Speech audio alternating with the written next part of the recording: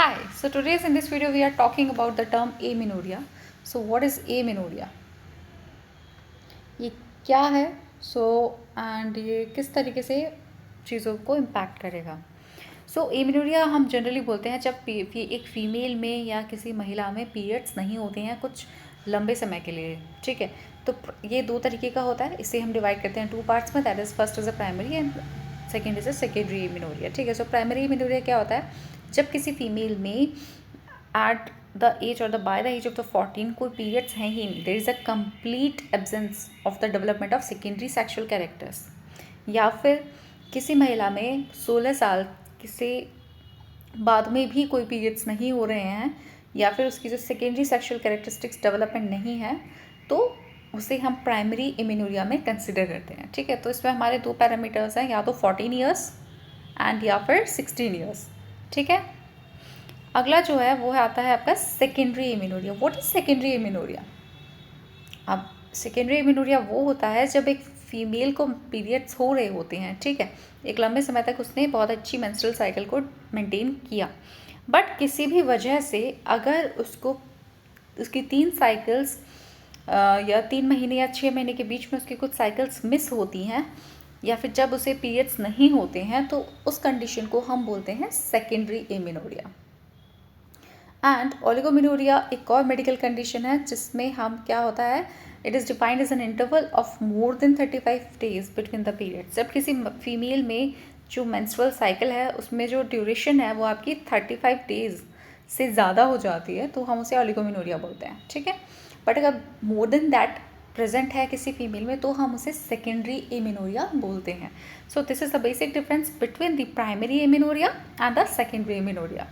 एक बार फिर से देख लेते हैं. प्राइमरी एमेनोरिया मतलब होता है कि अगर किसी फीमेल में बाय द एज ऑफ 14 और द 16 पीरियड्स नहीं हुए हैं, इसके साथ ही उसमें कोई भी सेकेंडरी सेक्शुअल कैरेक्टरिस्टिक्स डेवलप नहीं हो रहे हैं, तो ऐसी कंडीशन को हम प्राइमरी एमेनोरिया कहते हैं.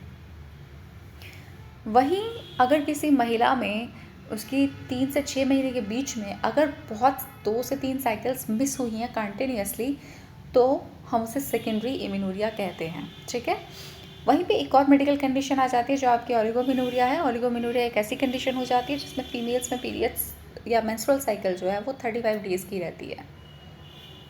इन जनरल फीमेल्स में जो मेंस्ट्रुअल साइकिल है वो आपकी 28 डेज़ या फिर 30 इज़ क्वाइट कॉमन, बट अगर 35 डेज़ बहुत फ्रीक्वेंटली हो रही है तो वो पहले नॉर्मल थी बट बाद में ऐसा होने लगा, तो उस कंडीशन को हम ओलिगोमेनोरिया बोलते हैं. ठीक है, ये एक बेसिक फिजियोलॉजी है कि ये किस तरीके से हो रहा है. ठीक है, एंड लेट्स सी इट. तो सबसे पहले क्या होगा, जो मेंस्ट्रुअल साइकिल है आपकी वो कैसे मेंटेन रहती है या कैसे होती है ना फीमेल्स में, ये एक बेसिकली उसका पिक्चर है. तो होता क्या है कि हाइपोथैलेमस जो आपके ब्रेन में है, ठीक है, वहाँ से वो आपकी एंटीरियर पिट्यूटरी ग्लैंड को स्टिमुलेट करता है, so that the anterior pituitary gland would help to secrete the LH and the FSH. So LH and FSH ये हमारे दो ऐसे हार्मोन्स हैं जो कि बहुत ही इंपॉर्टेंट हैं फीमेल्स में उनकी मेंस्ट्रुअल साइकिल को रेगुलेट करने के लिए और मेंटेन करने के लिए. LH is basically the luteinising hormone and FSH is a follicular stimulating hormone. ठीक है, and LH and the FSH started to stimulate the ovaries and to secrete the two hormones. कौन से हार्मोन्स हैं? वो हैं आपके progesterone and the oestrogen. So progesterone and the oestrogen these are the also the 2 main hormones in the females. Progesterone आगे चल के pregnancy के लिए बहुत ही इंपॉर्टेंट होता है एंड जो ईस्ट्रोजन है वो आपका ओव्यूलेशन के लिए बहुत ही इंपॉर्टेंट होता है. सो दोनों ही हार्मोन्स अब फीमेल्स में बहुत ही इंपॉर्टेंट है. तो progesterone and the oestrogen, it is for the ovulation and this is for the pregnancy, right? So these are the main hormones in the females and this is how the cycle is going on. Hypothalamus ने anterior pituitary gland को stimulate किया secrete करने के लिए, then LH और FSH वहाँ से secrete हुए, फिर उसकी हेल्प से प्रोजेस्टेरॉन और ईस्ट्रोजन secrete हुए. So this is how all the cycle is going on in the females every month. Differential diagnosis अगर हम बताएं एमेनोरिया से तो हम कैसे करेंगे? डिफरेंशियल डायग्नोसिस का मतलब है कि अगर कोई फीमेल आपके पास ये सिम्टम्स लेकर आ रही है तो आप उसे कोई और बीमारी तो नहीं है या कोई और कंप्लेन तो नहीं है, तो आप उसको कैसे उस चीज़ से डिफ्रेंशिएट करोगे। दिस इज़ द टर्म जिसे हम बोलते हैं डिफरेंशियल डायग्नोसिस। ठीक है, तो सबसे पहले जो डिफरेंशियल डायग्नोसिस आती है that is the disorders of the outflow. मतलब कि उसके जो मेंस्ट्रुअल फ्लो है उसमें उसको डिफरेंसेस देखने को मिलेंगे। दैट मीन्स कि उसका जो मेंस्ट्रुअल फ्लो है वो कैसा है, वो आपको देखना बहुत ज़्यादा ज़रूरी है। ठीक है, अगला आता है आपका disorders of the ovary. Ovary में बहुत सारे डिसऑर्डर्स हो सकते हैं, जिसमें आपकी ओवरियन सिस्ट भी आती है, जिसमें आपकी पीसीओडी भी आता है, जिसमें आपका डर्मोइड सिस्ट भी आती है। So there are so many disorders of the ovary. अगला जो है वो है आपका disorders of the anterior pituitary gland. अब anterior pituitary gland plays a very important role for the different so many different things. अगर एंटीरियर पिट्यूटरी ग्लैंड का कोई डिसऑर्डर है तो क्या होगा, वहाँ से आपका LH और FSH जो सीक्रेशन होना था वो प्रॉपरली नहीं होगा, जिसकी वजह से भी पीरियड्स डिस्टर्ब हो सकते हैं। अगला जो है वो है आपका disorders of the central nervous system. Central nervous system से अगर डिसऑर्डर्स होंगे तो फीमेल्स में क्या होता है, जो सेकेंडरी सेक्शुअल कैरेक्टरिस्टिक्स थे वो डेवलप होंगी ही नहीं। सेकेंडरी सेक्शुअल कैरेक्टरिस्टिक्स फीमेल्स में डेवलप ही नहीं होंगे फिर। ठीक है, तो हमने देख ली डिफरेंशियल डायग्नोसिस, जिसमें अगर आउटफ्लो में डिसऑर्डर भी हो सकता है फीमेल्स में, या फिर ओवरीज में भी डिसऑर्डर्स हो सकते हैं, एंड एंटीरियर पिट्यूटरी ग्लैंड या फिर सेंट्रल नर्वस सिस्टम। इन चारों चीज़ों में अगर कोई भी इम्पैक्ट आता है तो भी फीमेल्स में पीरियड्स उनके डिस्टर्ब रह सकते हैं। आगे देखते हैं आउटफ्लो में किस तरह की चीज़ें आती हैं। आउटफ्लो में जो आता है that is syndromes, Mullerian anomalies हो सकते हैं, सर्वाइकल स्टेनोसिस, इम्परफोरेट हाइमन। ये बहुत ही कॉमनली आता है फीमेल्स में। This is the most common reason of what, primary amenorrhoea. ये प्राइमरी एमिनोरिया का सबसे बड़ा रीज़न हो रहता है प्यूबर्टी एज में गर्ल्स में।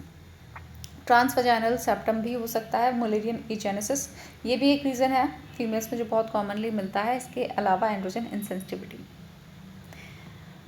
This is the imperforated hymen.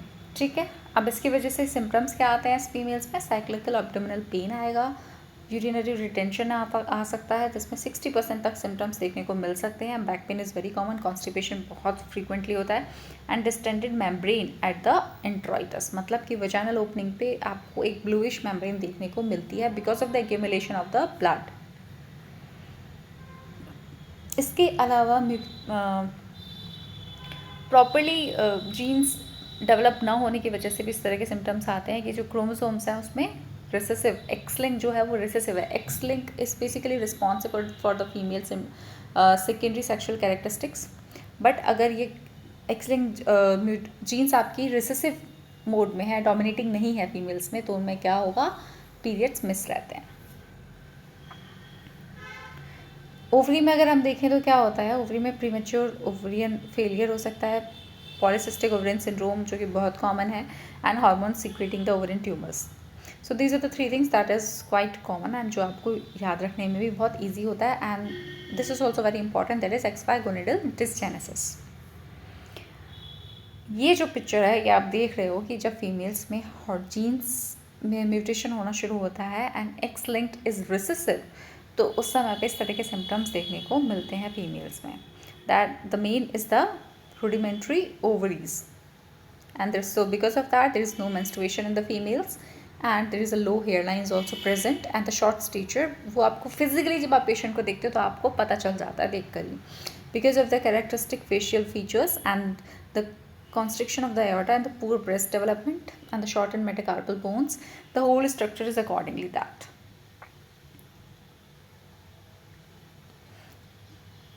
Pituitary gland से क्या क्या होते हैं डिसऑर्डर्स वो देख लेते हैं।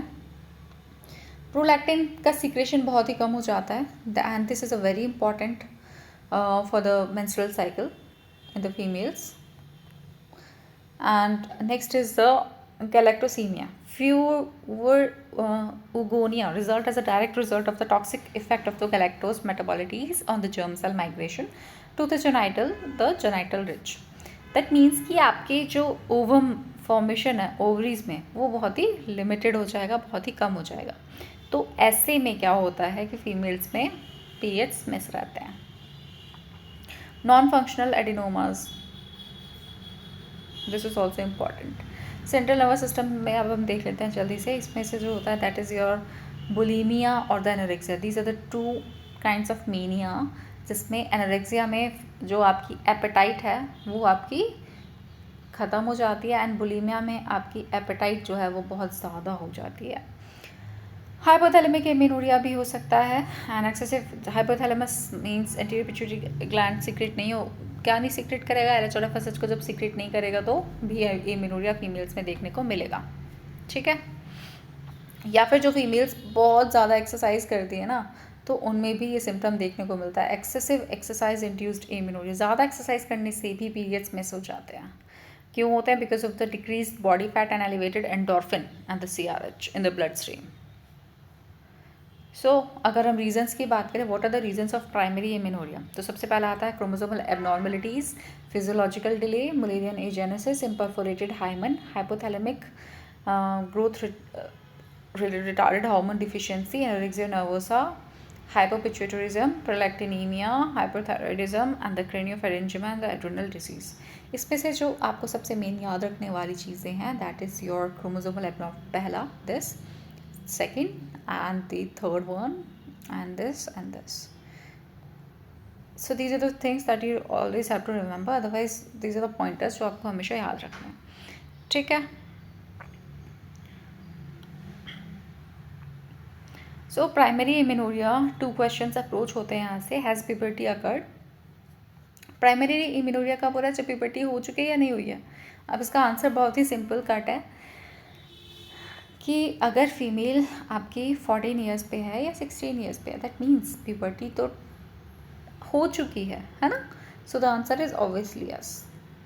नो देन नॉर्मल स्टेचर और शॉर्ट, अगर नहीं हुई है तो जो फीमेल का पॉस्चर है वो कैसा है, अगर है तो क्या फेमिनाइजिंग है या फिर नॉर्मल मेल कैरेक्टर्स ज़्यादा है। तो ये तीन चीज़ें हैं जब भी प्राइमरी एमिनोरिया का पेशेंट आपके पास आता है, then you have to see this कि प्यूबर्टी अगर हुई है या नहीं हुई है, स्टेचर क्या है, पॉस्चर क्या है फीमेल का, या फिर उसमें फेमिनाइजिंग चीज़ें हैं या नहीं है। हैज़ प्यूबर्टी अगर? No, normal to tall, and this is a simple thing that is showing कि अगर किसी में प्यूबर्टी नहीं हुई है, नॉर्मल टू टॉल पॉस्चर है, एंड डिफिशियंसी है गोनेडोट्रोपिन रिलीजिंग हार्मोन की, तो एफएसएच का लेवल भी लो रहेगा, एंड पोर गोनेडल डिस्टेंसिस है तो एफएसएच का लेवल हाई रहेगा ऐसे केस में। अगला जो केस है दैट इज दिस, अगर उसमें प्यूबर्टी हुई है, नहीं हुई है, और उसका जो पॉस्चर है वो शॉर्ट है, that means it's a case of the hypopituitarism and the Turner syndrome and the hypothyroidism is also there in that patients. अब इसमें जो क्लिनिकल फाइंडिंग्स आती हैं वो ये आती हैं, आपका फेलिकुलर स्टिमुलेटिंग हार्मोन हाई रहता है एंड टीएसएच भी आपका हाई रहता है।